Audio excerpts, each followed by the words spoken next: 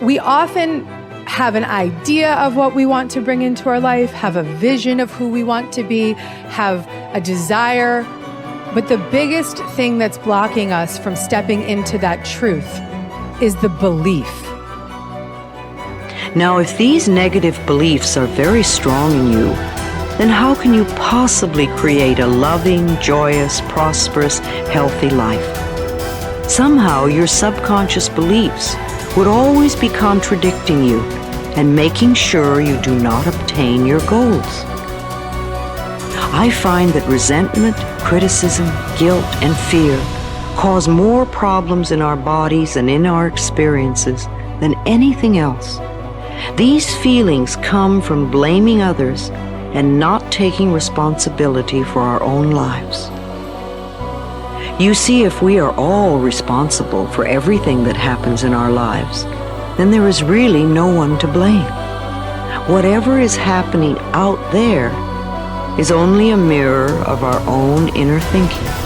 When we have a problem, a difficulty, a struggle that is located inside, and we're looking for the solution outside, someplace outside of ourselves. It would be like going to the doctor and telling him all of your symptoms. The doctor says, oh boy, you've got a lot of symptoms. And he starts writing out prescriptions.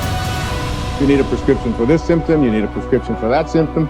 And finally, he gets this 4 or 5, and you go to walk out, and you say, well, I'd like my prescriptions. He said, no, I'll give this one to your mother-in-law, and I'll give this one to your neighbor, and I'll give this one to your daughter, and I'll give this one to your father. I mean, you're the one with the struggles and with the difficulties, expecting somebody else to change or something outside of you to get better in order for you to make your life work is something you have to really take a hard look at. It's in here.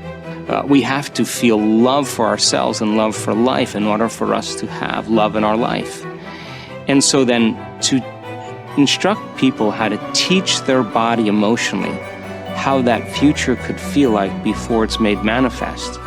If they do it properly, their body as the unconscious mind begins to believe it's living in that future reality in the present moment. And they're beginning to signal new genes in new ways that begins to change their body to look like the event has already occurred. So we need new ways of thinking, new ways of living, and it comes down to something very simple. The most simple is about love. The bottom line, do we love ourselves enough to live our lives in a way that gives our bodies what they need to do what they know how to do really well? Do we love ourselves enough to live and to think in a way that allows the best version of ourselves and the best versions of our families and communities to come forward? So when you stand in this place of knowing that if this time-space reality has created within you a desire for something, this time-space reality will deliver the goods to you. So when you stand in that knowing and then you couple it with your belief in your righteousness or worthiness to receive it. When you're putting in a wish and a desire, put it in as if you already have it. I am healthy. I am a good relationship person. I have a great job. What's that? I say, it's like I already have it. And yet most people don't have it. So they'll say, I want a great job. I want a great relationship. I want to be healthy. And I go, make a recording of those words. We just said that. I want to be healthy. Today, right now, Tuesday, we're going to make a recording. I say, now come back in 1 year and let's push the button on that recording. And we come back a year later and it says, I want to be healthy. I go, it's a whole year and you still want to be healthy? Still don't have it, right? You didn't say I am healthy.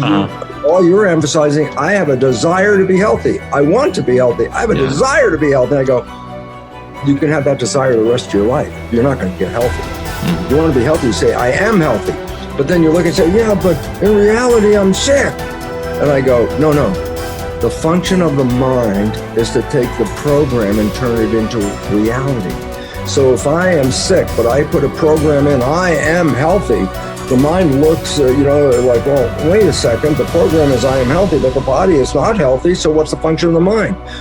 Create health in the body. It doesn't change the program, it changes the body.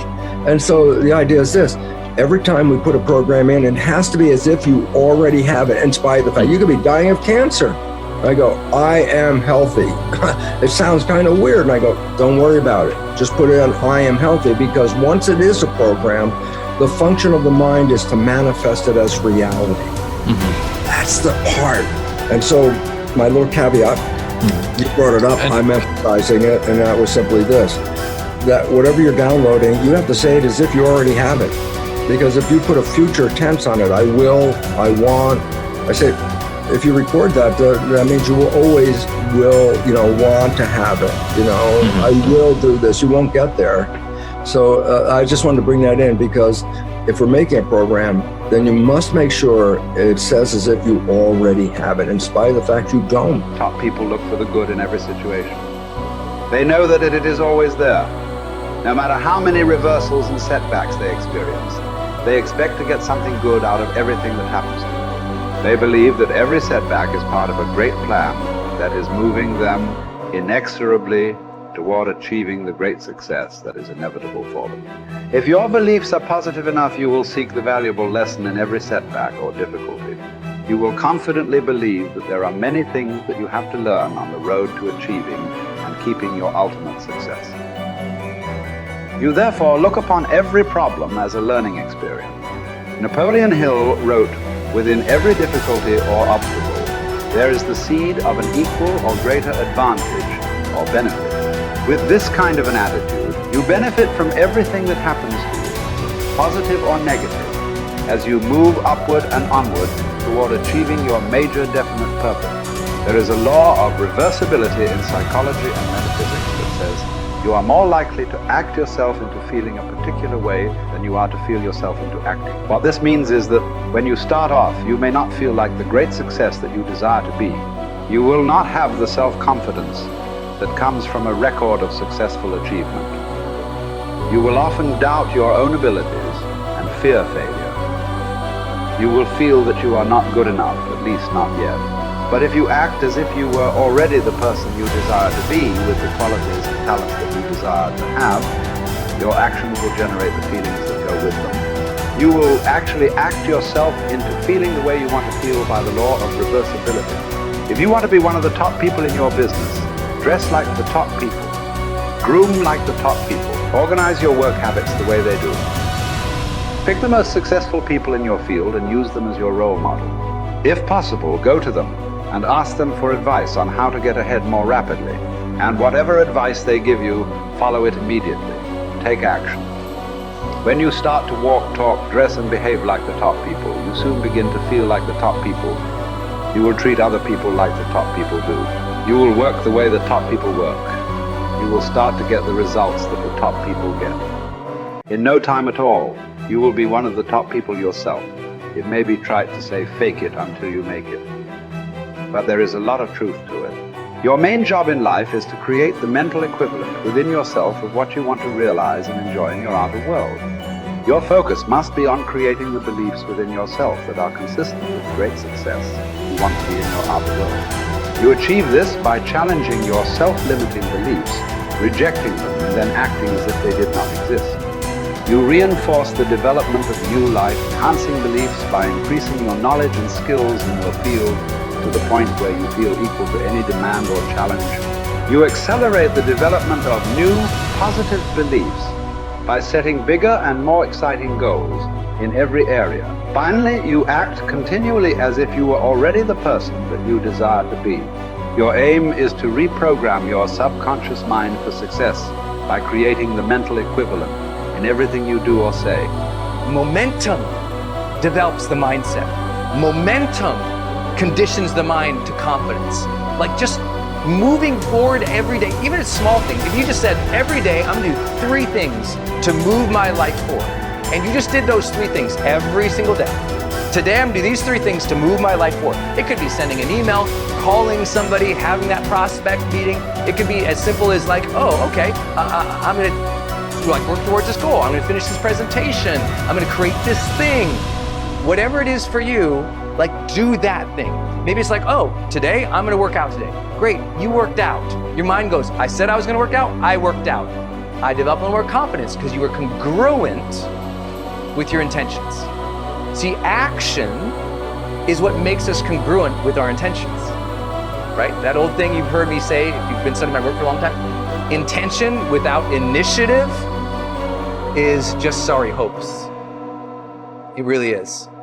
Intention without initiative is just sorry hope. You have to apply yourself again. And I know you already know this. Listen, a lot of people watching this, you're already a confident person. Okay, what's the next level of action that will raise you up to the next level of success? What's the next level of action and bold decision making that will change your life? I know you might already be a confident person, so what's your next level of action? Well, Brendon, I already feel confident going up and talking to a person. Great, now go up and talk to 4 people. Good job. Okay, well, Brendon, I already feel good, trying to put out this message. Great, do it again, be more vulnerable. Oh, Brendon, I already feel good, I started the business and I built to this. Great, double the business, let's see you do it. So when you challenge yourself to take actions that are a little bit outside your pay grade, a little bit outside your comfort zone, and you actually follow through, congruence comes in and you go, I set that intention, it was hard, I took the challenge, and I made it happen.